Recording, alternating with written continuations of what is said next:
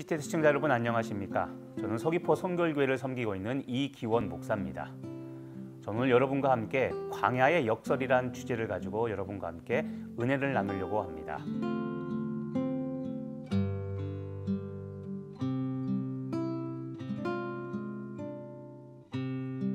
출애굽의 주인공 모세는 정체성의 혼란을 겪으며 성장한 대표적인 사람입니다. 모세는 공주의 아들로 자라면서 이집트 사람으로 살았지만 엄마 요게벳에 의해서 길러지면서 히브리 민족의식을 갖게 되었습니다. 결국 이중 국적에 의한 정체성의 혼란을 겪었죠. 그렇기 때문에 이집트 왕자로 지냈어도 이집트에서 노예로 살고 있는 동족에 대한 빚진 마음을 갖고 있었던 것이 모세였습니다. 그렇지 않았다면 이집트 사람이 히브리 사람을 때리는 것을 보고 분개해서 살인하지 않았을 겁니다. 모세가 하나님의 백성이라는 이 영적 정체성이 없었다면 왕궁에서 호의호식하며 살았을 겁니다. 하지만 모세는 왕궁에 있어도 마음은 항상 모래 사막에서 고생하는 동족에게 가 있었죠. 모세는 개인의 행복만 추구하지 않았고 동족, 민족을 생각하는 넓은 마음을 품고 있었습니다. 하나님은 이런 마음을 가진 사람을 찾으십니다. 자신이 누리는 것을 특권으로 여기지 않고 자신보다 못한 처지에 있는 사람들에게 마음을 쓰고 그들에게 손을 내미는 사람을 하나님은 찾고 계십니다. 우리도 다른 사람에게 없는 평안이나 안정감이나 넉넉함을 빚으로 여기는 마음이 있어야 합니다.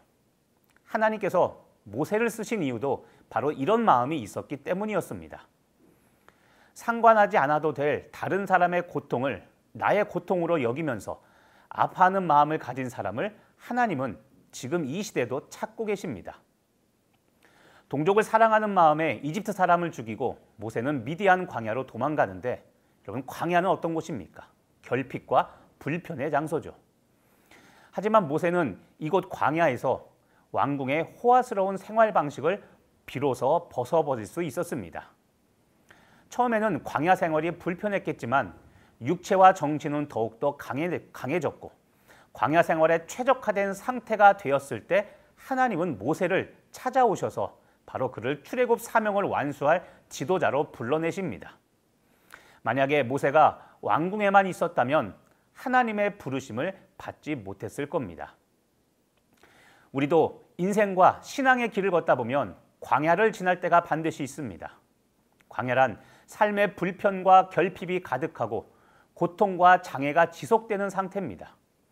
지난 인생을 되돌아보면 저 때가 내 인생의 광야였다고 깨달아지는 기간이 있을 겁니다. 광야를 지날 때는 결핍으로 인한 고통과 불편으로 인생이 괴롭습니다. 또 광야를 지나면서 우리는 많은 것을 잃어버리고 또 큰 상처를 받기도 합니다. 하지만 그때가 우리가 빚어지는 기간입니다. 광야에서 낮아지고 작아졌기 때문에 이제는 하나님께서 높이시고 채우시기 위해 하나님이 미래를 직접 만드시는 때가 바로 광야의 때입니다. 모세가 애굽 궁전에 있을 때는 하나님이 빚으시기에 모세가 너무 높은 곳에 있었습니다. 새로 빚어지기 위해서는 낮아지고 또 낮아져야 했기에 하나님은 모세를 광야로 끌어내셔서 새롭게 빚어내신 것입니다.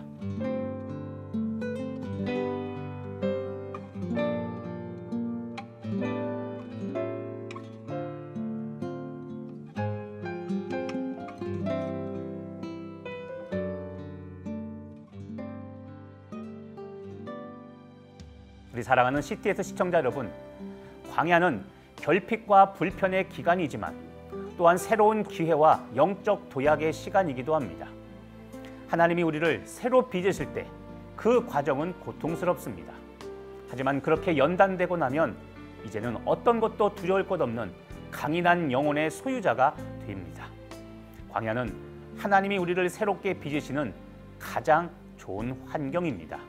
이것이 광야의 역설입니다.